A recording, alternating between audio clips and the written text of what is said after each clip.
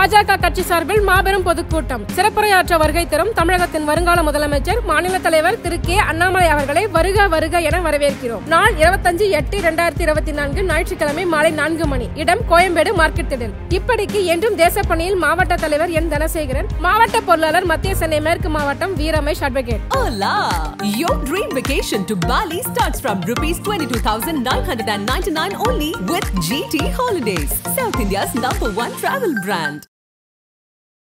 இந்த வருஷம் பிப்ரவரி 2ஆம் தேதி கட்சியுடைய பேர் அறிவிச்சிருக்காரு. இன்னைக்கு பாட் ரிலீஸு, கொடி ரிலீஸு இதெல்லாம் வச்சு பார்க்கும்போது title release, teaser release, trailer release, main picture release அப்படின்னு ஒரு சினிமா மாதிரி தான் இருந்துச்சு. அரசியல் இருக்கு போல இருக்கே சார். சினிமா மாதிரி இருந்தால் கூட பரவாயில்ல, ஆனால் இது கல்யாண மண்டப ஓனர் மாதிரி இருக்காரு. கொடி அறிமுகம் செய்யும் போது வாங்க ஆனந்த் 2 பேரும் அறிமுகப்படுத்துவோம், பொருளாளர் வாங்க மேலே, ஒரு 4-5 மாவட்ட செயலாளர்கள் மேலே வாங்க, கட்சியில் சீனியராக இருக்கிற மாவட்ட செயலாளர் வாங்க, கூப்பிட்டு அறிமுகப்படுத்தலாம்ல. அதானுங்க கட்சி. விஜய் மட்டுமா வந்து கட்சி நடத்த முடியும்? விஜய் கட்சியில் ஜனநாயகம் இல்லைன்னு சொல்ல வரீங்களா? ஜனநாயகம் கூட இல்லைங்க, அவருக்கு அரசியல் என்னன்னே தெரியல. உங்களுடைய அரசியல் ஆசான் வேறு யாரும் கிடையாது. அவர் எம்ஜிஆரை பார்த்தவர், எம்ஜிஆரை எதிர்த்து அரசியல் செய்தவர். கலைஞரை பார்த்தவர், கலைஞரை எதிர்த்து அரசியல் செய்தவர். ஜெயலலிதாவை பார்த்தவர், ஜெயலலிதாவை எதிர்த்து அரசியல் செய்தவர். யாரு? அவருடைய தந்தையார் எஸ்.ஏ. சந்திரசேகர். உங்களுக்கு இதை விட ஒரு பெஸ்ட் டீச்சர் வேறு யாரும் கிடையாது. நீங்கள் எத்தனை நடிகர்கள் வந்தாங்க, என்ன ஆனாங்க?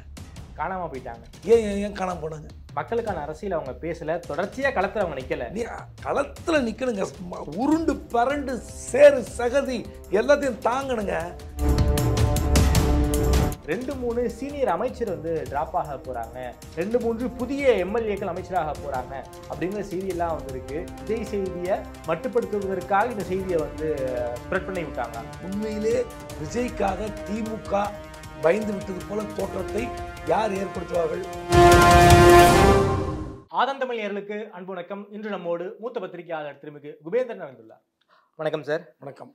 விஜய் தன்னுடைய கட்சி கொடியை அறிமுகப்படுத்தியிருக்காரு. கட்சியுடைய கொடி பாடல்னு சொல்லி ஒரு பாட்டு ஒன்று ரிலீஸ் ஆகிருக்கு.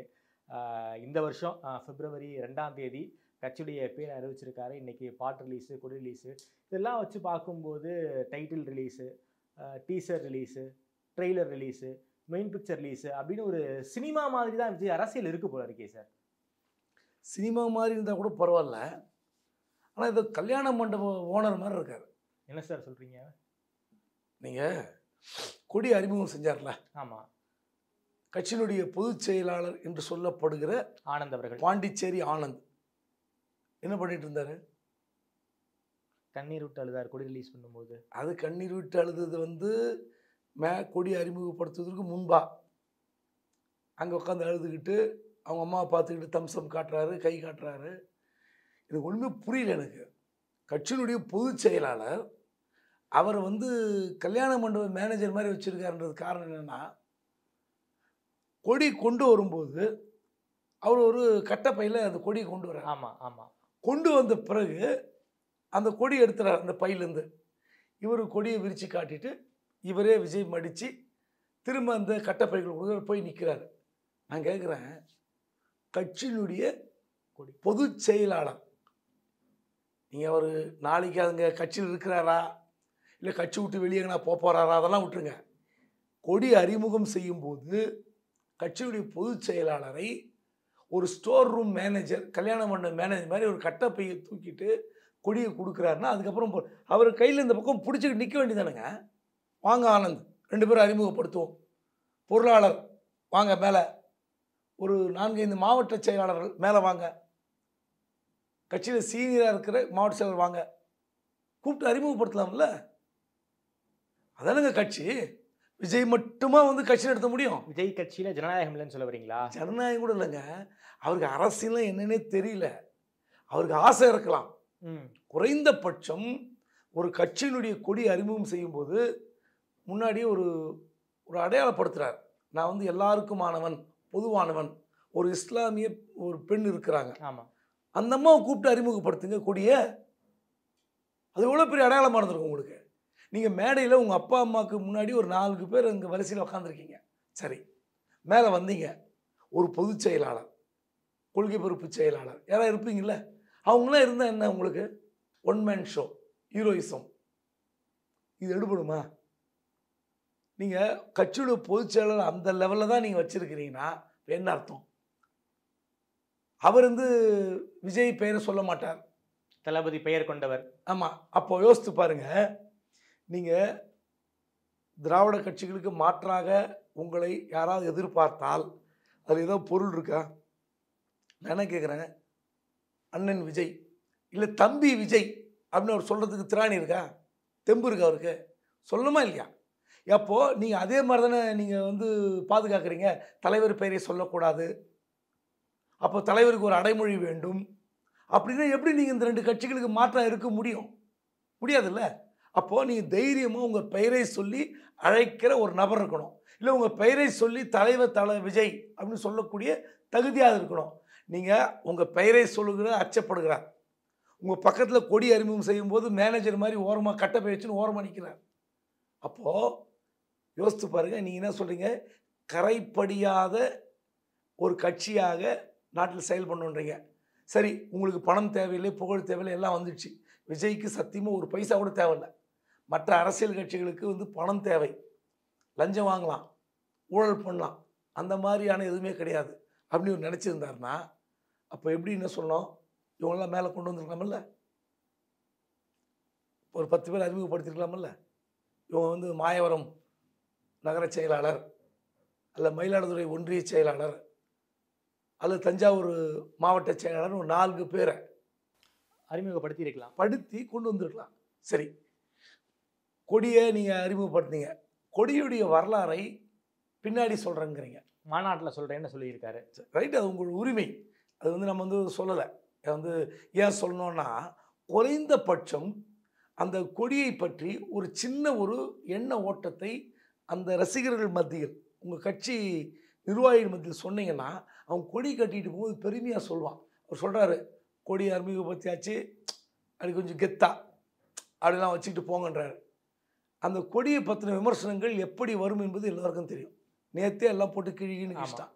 ஸ்பெயின் நாட்டு கொடி, சிவப்பு கலர், மஞ்சள் கலர், ஆப்பிரிக்கா யானை, ஆமாம் அந்த ஆப்பிரிக்கா யானை, நடுவில் இருக்கிற வாகை மலர், தூங்கு மூஞ்சியினுடைய மரம், அது வாகை மலர் கிடையாது, அது இளஞ்சிவப்பாக இருக்கக்கூடாது, வெள்ளையாக இருக்கணும், வாகை மலர்னா இவ்வளோ விமர்சனம் வரும்னு எல்லாருக்கும் தெரியும். இன்றைக்கி ஒரு செலிபிரிட்டி ஒரு தும்மினா கூட அது நியூஸு.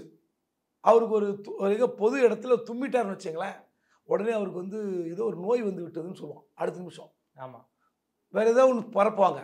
இப்படிப்பட்ட சூழலில் நீங்கள் எவ்வளோ தயார்படுத்தணும் உங்கள் கட்சியை, எப்படி நீங்கள் போய் ரசிகர்கள் மத்தியில் இந்த கொடிக்கான விஷயத்தை எப்படி சொல்ல வேண்டும்? அப்போ நீங்கள் கொடியை எப்படி தயாரிச்சுக்கிறீங்க? ஒரு சிந்தனையோட தான் தயாரிச்சுப்பீங்க. இந்த கலர் இருக்கணும், யானைக்கு இன்ன காரணம், வாகை மலருக்கு இன்ன காரணம், இந்த கலர், இந்த நிறம், சிவப்பு மஞ்சளுக்கு இன்ன காரணம் சொல்லணுமா இல்லையா? இப்போ திமுக தொண்டர்களுக்கு எத்தனை பேருக்கு அந்த கருப்பு சிவப்பு பற்றி கொடியை பற்றி சொல்லுவாங்கன்னு தெரியாது, அது விஷயம். ஆனால் தலைவர்களுக்கு தெரியும்ல, காரணம் தெரியும். இந்த கருப்பு என்பது என்ன, சிவப்பு என்பது என்ன அவங்க சொல்லுவாங்கள்ல. கருப்பு என்பது தமிழ்நாட்டு மக்களின் ஒரு இருள் சூழ்ந்த அந்த மக்களுடைய பிரச்சனைகள், அதை ஒளியாக மாற்றக்கூடிய கலர் தான் சிவப்பு. அதுதான் அண்ணா சொன்னது. ஸோ தமிழ்நாட்டில் நமக்கு பல மக்கள் இருள் சூழ்ந்து காணப்படுகிறார்கள். அவர்கள் வாழ்க்கையில் ஒளியேற்ற வேண்டும் என்பதற்காகத்தான் சிவப்பு. இது அந்த கொடியோடைய கலருடைய விஷயம். ஸோ நீங்கள் குறைந்தபட்சம் சொல்லணுமா இல்லையா? அப்போது உங்களுக்கு நீங்கள் அப்போ உங்களை யோசித்து பாருங்கள், நீங்கள் குறைந்தபட்சம் உங்களுடைய அரசியல் ஆசான் வேறு யாரும் கிடையாது. அவர் எம்ஜிஆரை பார்த்தவர், எம்ஜிஆரை எதிர்த்து அரசியல் செய்தவர், கலைஞரை பார்த்தவர், கலைஞரை எதிர்த்து அரசியல் செய்தவர், ஜெயலலிதாவை பார்த்தவர், ஜெயலலிதாவை எதிர்த்து அரசியல் செய்தவர் யார்? அவருடைய தந்தையார் எஸ்.ஏ. சந்திரசேகர். அதாவது உங்களுக்கு இதை விட ஒரு பெஸ்ட்டு டீச்சர் வேறு யாரும் கிடையாது. அவர் ஒரே ஒரு ஆர்வக்கோளாறு, உங்களை கேட்காம டெல்லியில் போய் அரசியல் கட்சி பதிவு பண்ணார்ன்ற கோபத்தில் உங்கள் அப்பா ஒதுக்கி வச்சிங்க. நேற்று அப்பா அம்மா கூப்பிட்டு வந்தீங்க, ஆசீர்வாதம் வாங்கிக்கிறீங்க. நான் இல்லைன்னு சொல்ல, உண்மையிலே ஒரு நிகழத்தகிழ சம்பவம்லாம் கூட. பாண்டிச்சேரி ஆனந்தை நம்புவதை காட்டிலும் அவங்க அப்பா எஸ்எஸ்சியை நம்பினா விஜய் அரசியலில் ஜெயிச்சிருவாரா சார்? நம்புவது இல்லை, அவருடைய அனுபவம், அவருடைய அரசியல் ஆளுமை, அவர் கிட்டத்தட்ட பார்த்தீங்கன்னா திமுகவுடைய ஒரு நிர்வாகி போல் செயல்பட்டவர் எம்ஜிஆர் ஆட்சி காலத்தில். அவர் படம்லாம் பாருங்கள், நான் சிகப்பு மனிதன், அந்த படம் எத்தனை வரவேற்பு பெற்றது. நீதிக்கு தண்டனை, அந்த படத்துடைய ப்ரீவியூ ஷோ பார்த்தவன் நான். அந்த கல்லூரி படிக்கும்போது என்னுடைய மாமா அவர்கிட்ட இருந்தவர். அப்போது இன்றைய முதல்வர், அன்று ஒரு எம்எல்ஏ கூட கிடையாது, முதல் வரிசையில் உட்காந்து ப்ரீவியூ ஷோ பார்த்தாரு. அந்த காட்சியை பார்த்தவன் நான் நீதிக்கு தண்டனை படத்தில். அப்போ எந்த அளவுக்கு திமுகவுடன் ஒரு நெருங்கிய தொடர்பு வைத்திருந்தார்ன்றது எல்லாருக்கும் தெரியும். அப்படிப்பட்டவருக்கு எத்தனை அரசியல் தெரியும். அவர் எடுத்த படம்லாம் பார்த்தீங்கன்னா கம்யூனிஸ்ட் படங்கள், சித்தாந்தங்கள். சிவப்பு மல்லி, எத்தனை தொழிலாளர்கள் வர்க்க போராட்டத்தை முன்னெடுத்து பார்த்துறீங்களா? மல்லிப்பூ வந்து சிவப்பாக இருக்குமா? இருக்காது. விஜயகாந்தியும் சந்திரசேகரை வச்சு ஒரு படம் எடுத்தார், சிவப்பு மல்லின்னு ஒரு படம். அந்த படத்தை பார்க்க சொல்லுங்கள். அதில் எத்தனை தொழிலாளர் உரிமை பற்றி பேசியிருப்பார். கடைசியில் சந்திரசேகரை கத்தியால் குத்துவாங்க. அவர் மனைவிக்கு மல்லி வாங்கி வரும்போது அந்த மல்லி வந்து அந்த ரத்தம் தோய்ந்து சிவப்பாயிடும். அதான் சிவப்பு மல்லி. படத்துக்கான காரணமாக காமிச்சிருப்பாங்க. சிவப்பு கடைசி கிளைமேக்ஸ். அது சொல்ல வரல. அத்தனை வலிமையான ஒரு அரசியல் ஞானத்தோடு, பொதுவுடைமை சித்தாந்தத்தோடு, அதாவது ஒரு ஆதிக்க சக்தியை எதிர்க்கக்கூடிய அளவுக்கு படம் எடுத்தவர். சென்னையில் எப்படி இருக்கும் கல்ச்சர், நான் சிகப்பு மனிதன், அந்த படம் நீங்கள் இன்றைக்கும் போட்டு பார்க்கலாம். ரஜினி வந்து ஒரு ராபின்ஹுடா மாற்றி சேசன்சர்லாம் படம் எடுப்பாரா ரஜினி வச்சு, இந்த படம் ஓடுமா அப்படிலாம் ஒரு பெரிய விவாதம் நடந்திருக்கலாம் அன்னைக்கு திரையுலகத்தில். அந்த படத்தில் ரஜினி ஒரு ராபின்ஹுட், விபச்சார விடுதிகளை அடித்து ஒடிப்பார், பெண்களை கேலி செய்தால் அவர் கொலை செய்வார், கொள்ளக்கூட்டத்தை அழிப்பார். ஒரு கல்லூரி பேராசிரியர், அவருக்கும் அந்த ராபின்ஹுட்டுக்கும் சம்மந்தமே இருக்காது. பாக்யராஜ் வந்து அதை கண்டுபிடிப்பார். கடைசியில் கண்டுபிடிக்க பிறகு பாக்யராஜ் இவர் தான் பண்ணுறாருன்னு தெரிஞ்ச பிறகு அந்த போலீஸ் போஸ்ட் ரிசைன் பண்ணிடுவார். யார்? பாக்யராஜ். கடைசியில் சொல்லுவார், நானும் உங்கள் கட்சிம்பார். அந்த அளவுக்கு ஒரு புரட்சிகரமான படத்தை எடுத்தவர். அரசியல் பற்றி அவ்வளோ நல்லா தெரியும். நீங்கள் உங்கள் அப்பா கிட்ட சண்டை போட்டுங்க எதுனா இருந்துங்க, குறைந்தபட்சம் உங்கள் அப்பாவை மேடைக்கு ஏற்றி என்னுள் அரசியல் விதையை ஊன்றி வளர்த்தவர், எனக்கு அரசியல் பாடத்தை எடுத்தவர், என் ஆசான். இது குடும்ப கட்சிக்காக எங்கள் அப்பா மேடைக்கு ஏற்றலை, ஆனால் என்னுடைய அரசியல் ஆசைக்கு விதை போட்ட அவர் முன்னிலையில் இது கூட அறிமுகப்படுத்துகிறேன். பொதுச் செயலாளர் வாங்க, அந்த பெண் ஒருத்தர் இருந்தாங்களே இஸ்லாமிய பெண், மேடைக்கு வாங்க, இதை பிடிங்க, அறிமுகப்படுத்திக்கலாம்ல. ஒரு கட்சியில் ஜனநாயகம் என்பதும் அல்லது எனக்கு பிறகு இவர்கள்லாம் பேசுவார்கள் எதாவது இருக்கா? ஒருத்தரும் கிடையாது. ஒன் மேன் ஷோ தான். அப்படி இருந்தால் எப்படி முடியும்? குறைந்தபட்சம் நீங்கள் கட்சி பதிவு செய்யப்பட்ட பிறகு ஒரு பத்திரிகையாளர் சந்திப்பு நடத்திருக்கலாம், நடத்தலை. சரி, கொடி அறிமுகம் செய்கிறீர்கள், அன்றைக்காவது ஒரு ஒரு ஒரு 20 நிமிடம் பத்திரிகையாளருக்கு ஆளுக்கு ஒரு கேள்வி கேளுங்க. ஒரு 30-40 கேள்விகளுக்கு நான் பதில் சொல்கிறேன், 30 நிமிடங்கள். அப்போது யோசித்து பாருங்கள், இன்னைக்கு இருக்கிற அந்த சோஷியல் மீடியா மூலமாக நீங்கள் எதை சொன்னாலும் செய்தியாகும், எப்படி ஒன்றா பிரேக்கிங் நியூஸ் வரும். ஸோ இது மட்டுமே போதும் என்றால் அது அரசியலா? இதான் என்னுடைய கேள்வி. என்ன சார் செய்யணும் விஜய் அரசியலை பொறுத்த வரைக்கும்? ஒன்றும் கிடையாது. அரசியல் என்பது இன்னும் சொல்ல போனால் திமுக, அதிமுக, அப்புறம் பாஜக, காங்கிரஸ் செய்கிற தவறை விஜய் செய்யக்கூடாது. இவங்களாம் என்ன பண்ணுறாங்கன்னா, தேர்தல் வியூக வகுப்பாளர்கள், தேர்தல் எலக்ட்ரல் ஸ்ட்ராட்டஜிஸ்ட் இப்படின்னு ஒரு ஆளை கொண்டு வந்து அவங்க வந்து இந்த கட்சிக்கு வந்து பாடம் எடுப்பாங்க, எப்படி நீங்கள் தேர்தல் பணியை செய்ய வேண்டும். ஏங்க, திமுக எவனா பாடம் எடுத்தாலும் சிரிக்க வேணாமா? 50 வருஷம் அதிமுக எவனா பாடம் எடுத்தால் சிரிக்க வேணாமா? அவங்களாம் தேர்தல் வியூக வகுப்பாளர் வச்சு தான் வந்து அரசியல் பார்த்தாங்களா? மக்களோடு மக்களாக இருப்பது தான் அரசியல். மக்கள் பிரச்சனைகளை கேட்பது தான் அரசியல். மக்கள் பிரச்சனைக்காக போராடுவதுதான் அரசியல். அதான் அரசியல்.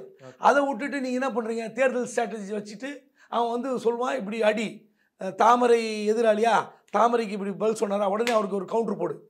ஏங்க, இதனால் ஒரு நீங்கள் சோஷியல் மீடியாவில் வருகிற தாக்கம் ஒரு 15% கூட கிடையாது. இதுக்கு தான் பயப்படுறாங்க அரசியல் கட்சிகள்.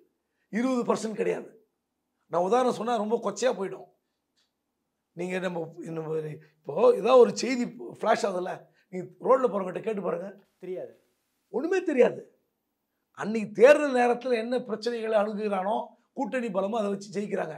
இது கூட இந்த பெரிய கட்சிகள் உணர்வதில்லை. இவங்க ஏதோ பிரசாந்த் கிஷோர் தான் ஒரு ஆட்சிக்கு வர வைக்க முடியும், சுனில் தான் ஒரு ஆட்சிக்கு வர வைக்க முடியும்னா அப்போ எதுக்கு உங்கள் கட்சி? இப்போ விஜய் ஒரு 10,000 கோடி இறக்கி ஒரு ஆளை கூட்டிட்டு வந்து போட்டு ஜெயிக்க வச்சு சிஎம் ஆயிடும்ல, கஷ்டம். எப்படி முடியும்? ஸோ இந்த பிரச்சனைகளை உணரக்கூட தெரியாதவர்கள் அரசியலுக்கு வரணும். அப்போ திமுகவும் தவறு செய்கிறது, அதிமுக தவறு செய்கிறது, பாஜக காங்கிரஸ் எல்லாம் தவறு செய்கிறாங்க. நீங்கள் இந்த எலக்ட்ரல் ஸ்ட்ராட்டஜி அப்படின்றது முட்டாள்தனமானது. மக்களுக்கான அரசியலை முன்னெடுத்து போராடுகிறவன் தான் அரசியல்வாதியாக இருக்க முடியும். Okay okay.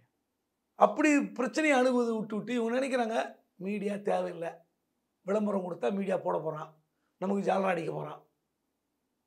அதுக்கப்புறம் சோஷியல் மீடியா இருக்குது, எக்ஸ் தளம் இருக்குது, ஃபேஸ்புக் இருக்குது.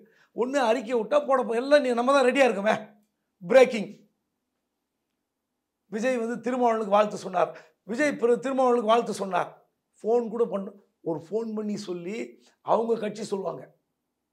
இதுக்கு பழைய காலத்தில் பார்த்தீங்கன்னா முரசொலியில் தெரியும், இவரெல்லாம் கலைஞருக்கு ஃபோன் செய்து வாழ்த்து தெரிவித்தார்கள், மறுநாள் தான் தெரியும்.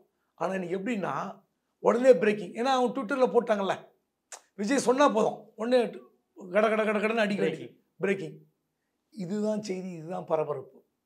இந்த உலகில் அவர் நினைக்கிறார் இதுவே போதும். இப்படித்தான் ரஜினி ஏமாந்தார். ரஜினி எப்படி ஒரு all India super star, Amitabh பச்சனையே நம்ம இடம் போட்டு அமிதாப் பச்சனே மேடையில் சொல்லுவார் ரஜினி அளவுக்கு யாருமே இல்லைம்பாங்க. அப்புறம் எந்த நடிகர் வந்தாலும் இந்தியாவில், பாலிவுட்டில் ஷாருக் கான் வந்தால் கூட இந்தியுடைய தாக்கம் எல்லாருக்கும் தெரியும், உலகளவில் தாக்கம்.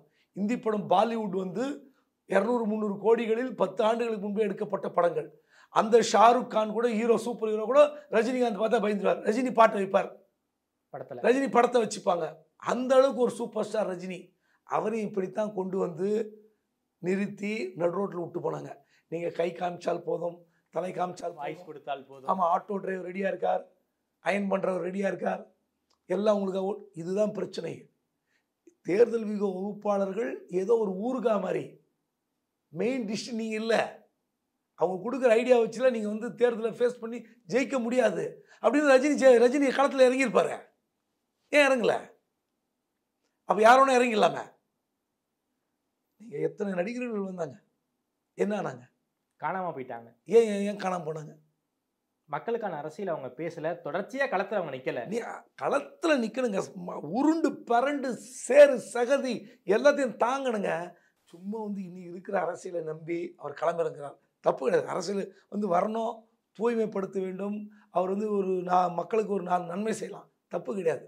ஆனால் அதை தாண்டி அவர் அணுகக்கூடிய அரசியல் என்பது வேறு, அவர் பேசக்கூடிய அரசியல் என்பது வேறு, இப்போ அவர் கடைபிடித்து கொண்டிருக்க அரசியல் என்பது வேறு.